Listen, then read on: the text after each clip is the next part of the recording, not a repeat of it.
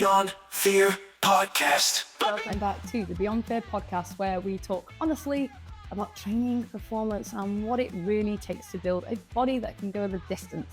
Today's episode is all about triathlon, not the shiny, perfect version. We're talking about the stuff we actually deal with, the moments where we're juggling family, work, and training, the doubts we don't say out loud, and the small shifts that can make the biggest difference. So whether you're chasing a new PB or just trying to train consistently without breaking down, I've got 20 short, powerful lessons to share, each one something I learned the hard way or wish someone would have told me sooner. So let's dive in. Fueling. So fuel is the first thing to slip really in triathlon when life gets busy, right?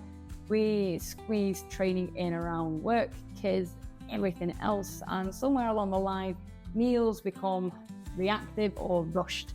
I've definitely had weeks where I'm training well, ticking all the boxes, and still feeling flat, and usually when I stop to look, I haven't actually eaten enough to support it. And it's not about calorie counting or being perfect. It's about recognizing that if we're asking our bodies to train like athletes, we have to fuel like athletes, not like busy people grabbing bites between meetings. One of the biggest shifts I made was planning post-session food the same way I plan the session itself. If I don't eat within the hour, I feel it the next day. So it's not just in my legs, but in my mood, my sleep, my motivation, and that recovery window really matters. That's where, when we get everything right, it all starts to click into place. For a long time, I thought hard sessions were where the magic happens, intervals, tempo, hill reps, the stuff that made me feel like I'd really worked. But the real gains, they came when I started recovering better, not training harder. If you are always feeling like you need another coffee, another nap, another rest day, it might not be your motivation, it might just be your nervous system saying, enough. I learned this the hard way. I was doing the right sessions, but stacking them too close together, never quite absorbing the work. So once I actually respected my recovery days, zoned out, ate properly, even just sat still doing nothing, that is when my training actually started to land. And it's not lazy to rest, it's smart and strategic, and it's one of the hardest things for driven athletes to truly accept. There's this idea that if something isn't working, we just need to do more, more hours, more bricks, more structure, more load. But training isn't just about doing the work, it's about absorbing it. And if your body's already maxed out from training, from stress, from life, adding more won't create progress, it'll just create more fatigue. I've had times where I've added an extra sessions and just felt slower for the rest of the week. It's frustrating, especially when the numbers say you should be getting fitter, but your body is not a spreadsheet. The best training plans aren't built just around sessions, they're built around your ability to recover from them. And sometimes progress means doing less, but doing it better. You don't need more sessions, you just need to make better decisions. And there's this precious thing in triathlon just to keep adding, add another run, add strength, add mobility, add drills. It's easy to think that the athletes doing more must be improving faster, but more sessions don't always mean more progress, especially if they're not the right ones. What helped me was shifting the thought of what's the purpose of this session. Is it recovery? Is it threshold? Is it endurance? Or am I just filling space in my Training Peaks calendar because I feel like I should? The truth is, most of us aren't limited by how much we're doing, we're limited by how well we choose what to do next. And if your plan feels heavy or chaotic, try stripping it back to just the essentials and rebuild with more intention. There was a point in my training where I was obsessed with hitting numbers. Power, targets, intervals, structure, everything on the bike had to have a purpose, but I was missing that one thing that builds real endurance. Time in zone 2, and yeah, it's not flashy and it doesn't feel like much at the time, but steady, consistent aerobic work is what gives us that deep engine, the kind of fitness that carries you through the back half of the run. I'll do all these sessions with high cadence drills or sweet spot efforts and then wonder why my legs still felt heavy in long races. It turned out, I wasn't undertrained, I was just underpaced. The long, boring rides matter. They're not filler, they are the foundation. I used to think my long ride was building endurance until I actually looked at what I was doing, and I'd ride hard on the hills, coast the descents, sprint after group surges, stop for coffee and it felt like a long ride, but it wasn't steady, it wasn't aerobic, and it wasn't really helping me hold consistent power when it mattered. Once I stripped it back, solo rides, consistent output, less stop-start, everything changed. My running off the bike got easier, my recovery improved, and I wasn't hanging on at the end of a race anymore. I was holding form. Sometimes it's not about more time on the bike, it's about what you do with the time you've got. FTP can be helpful, but it's not the whole story. Honestly, I've seen too many athletes chase a higher FTP whilst losing the ability to actually race well. And that's because what really matters on race day isn't your absolute power, it's how well you can hold a sustainable effort, staying aero and fuel consistency, and then run strong off the back of it. My FTP hasn't changed dramatically in the last 12 months, but my race times have. Why? Well, because I stopped training like a numbers chaser and started training like a triathlete. Functional fitness isn't just about testing well, it's about racing well, and that takes more than just threshold intervals. One of the most frustrating experiences in triathlon is feeling strong on the bike and then falling apart on the run. I used to think it was a pacing issue, but it wasn't just that. It was positioning, fueling, muscle fatigue, and honestly, ego. When I learned to ride just below that tipping point, the one where I felt good but not greedy, difference was massive. I could run tall, settle into a rhythm, and actually enjoy the final leg instead of dreading it. That doesn't come from riding harder in training. It comes from learning how to hold back when it counts so that you can push when it actually matters.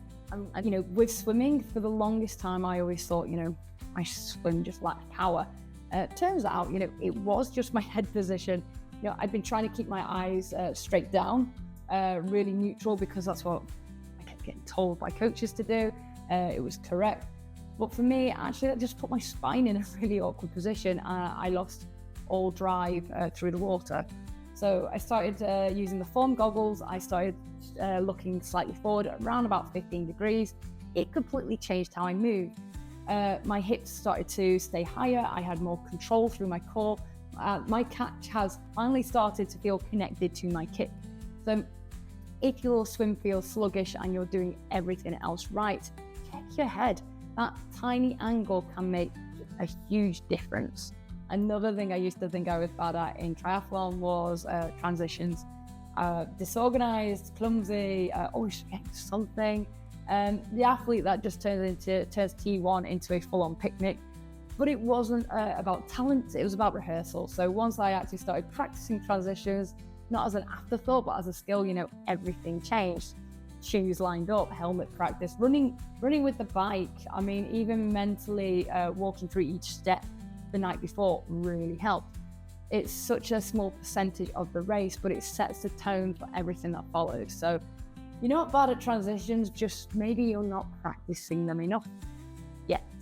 And then, of course, running off the bike is never going to feel easy, but it can feel less awful. So what helped me most was not hammering brick sessions, but repeating them.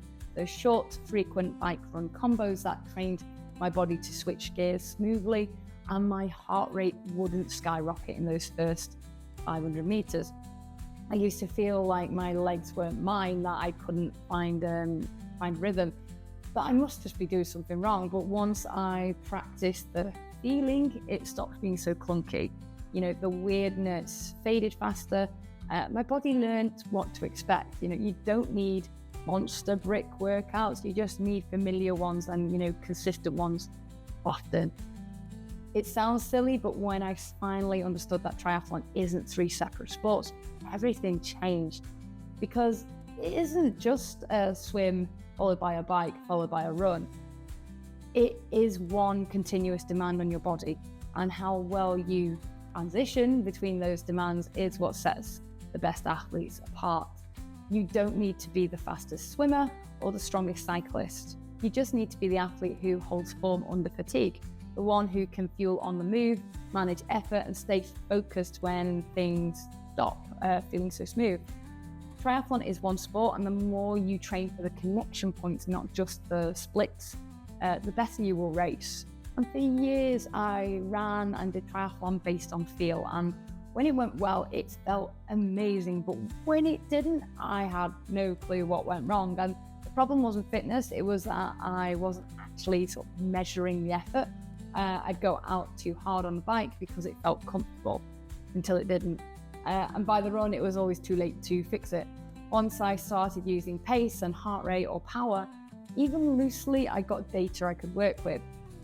Not to obsess over, but to anchor myself when my brain started lying mid-race.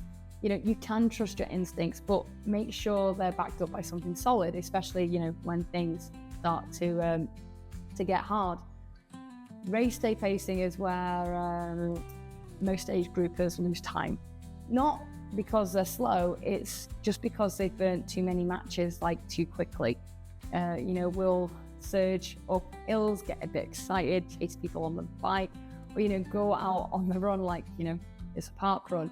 I've done it, we all have, and every time I end up paying for it in the final third when form breaks down, fueling gets a bit sketchy, and the mental battle really starts to kick in.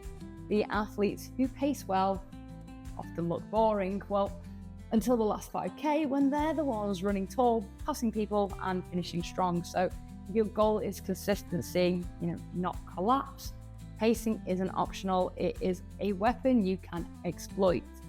And one of the things I get asked a lot is, what did I wish I knew about triathlon before I started? So when I first got into triathlon, I tried to just, copy the pros and do what they're doing.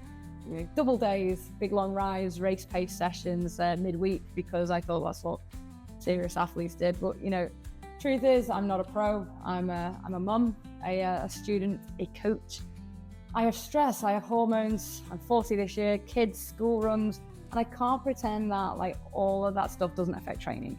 The moment I stopped trying to train like someone else and started training for the life I actually have, things started to get more consistent and more enjoyable. So my sessions started landing, I started having fewer setbacks, and I stopped feeling like I was failing just because I couldn't hit some impossible weekly target. You don't need to train like a pro, you just need to train like you, and that is more than enough. So finishing off with a quick Q&A time. When did things change for me in triathlon? One of the most freeing moments I had in triathlon was realizing I didn't need to train more, I just needed to train better. So, when time's limited, which, it is for most of us, it's not about cramming more in, it's about choosing sessions that actually match your goals, your physiology, and the energy you've got for that day. I stopped thinking in terms of hours per week and started thinking in terms of effect per session. Some of my best training came from training 5 or 6 hours a week, because I was fueling well and resting enough and not wasting time in the great grey zone. You don't need a big training load to make progress, you just need clarity and consistency, and trust that small smart work adds up. So what's the biggest mistake I made in my first triathlon season? Looking back, the biggest mistake I made wasn't pacing or fueling or transition fast. It was assuming that every session needed to be hard. If I wasn't breathing heavily or finishing red-faced, I didn't think it counted. So I kept pushing session after session without real structure. And, it worked until it didn't. I got tired, I got injured, I plateaued. I almost quit the sport I really love. What I wish I'd known is that improvement comes from contrast. The easy sessions follow. The easy sessions allow the hard ones to land. The rest days are training. The boring stuff is the magic. If you're just getting started, give yourself permission to go easy. You'll last longer, you'll improve faster, and you'll enjoy the process like way more. What do I do when I've had a bad day in training?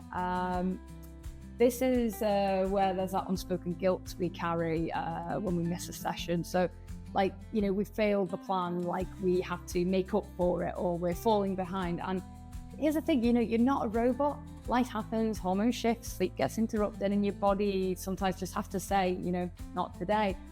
That's not failure, that's just feedback. And the best training plans build in space for that. They don't punish you for being human, they just expect it.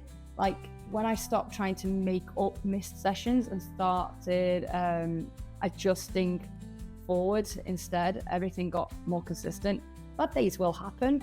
The goal isn't to avoid them, it's to plan for them, respond to them, and then, just move on without guilt. And if my easy pace doesn't feel easy, what do I do? It's such a common one, and I've been there too. You set out for an easy run, your heart rate's climbing, legs are heavy, breathing's off, and you're thinking, this isn't easy at all.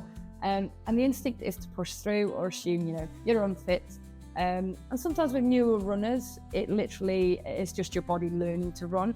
But for more experienced runners, it's just feedback. If it could mean you're under-recovered, under-fueled, stressed, maybe you're just having a tough day hormonally.